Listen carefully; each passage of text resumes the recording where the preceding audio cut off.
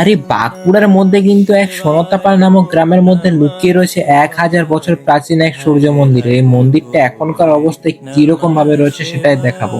আর এই সূর্য মন্দিরটা কিন্তু প্রচুর প্রাচীন কাল ধরে এখানের মধ্যে দাঁড়িয়ে রয়েছে। আর এই সূর্য মন্দিরের গায়ে কিন্তু বিভিন্ন প্রাচীন নকশাও কিন্তু ফুটিয়ে তোলা রয়েছে।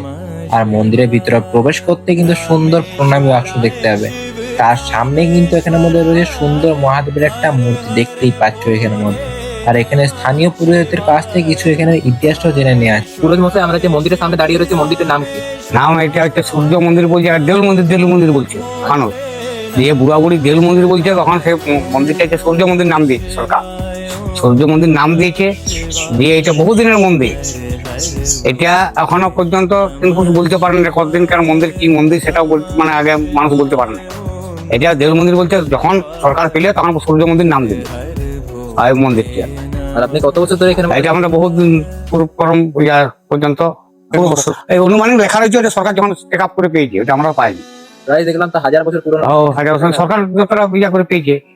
তো এইটা যে মন্দিরটার আসার জন্য যে রাস্তাঘাট তো নাই, মানুষজন আসছে, এসব রাস্তাঘাট কোনো কিছু নাই। এই মন্দিরটা ধরো বাইরের থেকে লোক প্রচন্ড টুরিস্ট দেখতে আসে।